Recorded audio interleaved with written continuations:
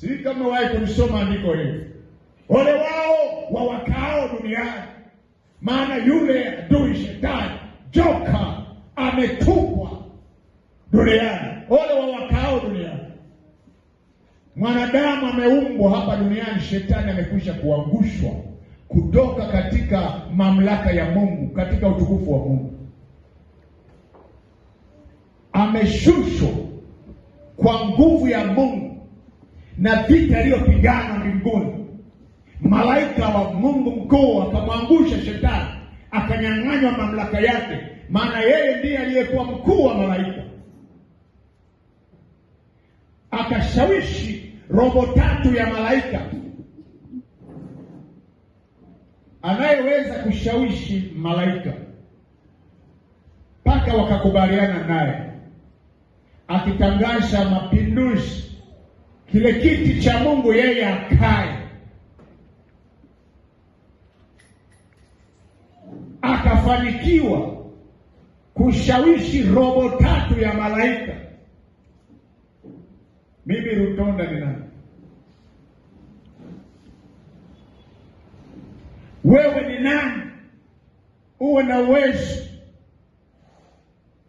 wa kutembea duniani hapa kifua mbele? Wewe kama wewe ni nani?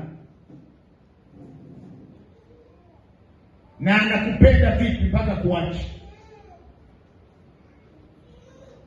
Na tena wakati wote, kila unapofika katika ibada lazima mtaje Yesu. Na unapomtaja Yesu unamuudhi. Yeye ni adui wa Mungu toka mwanzo. Na tena hana mwili, anatembea katika ulimwengu wa roho, kwa sababu yeye ni roho. Ila mimi nimevaa mwili, wewe umevaa mwili. Kwa macho ya mwili haonekani, huwezi kumwona.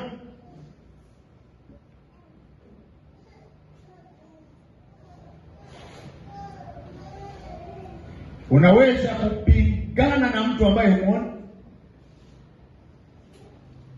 Unaweza kushindana na mtu ambaye humuoni? Humuoni, lakini ana silaha zote. Ana upanga, ana mkuki, ana silaha za moto, ana rungu. Anakuja apigane na wewe humuoni.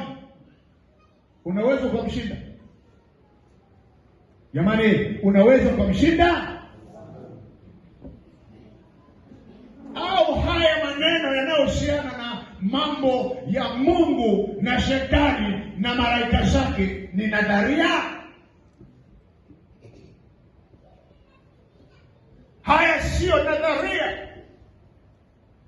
Haya ni mambo yaliyopo halisi. Mungu aliye hai na wenyewe wako hai, ni viumbe hai.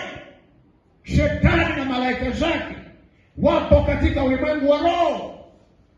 Ninapohubiri Injili, Shetani anasikia, ananitazama, lakini akiniangalia anakuta moto wa Mungu ndio unawaka juu yangu. Haleluya! Hana uwezo wa kunigusa.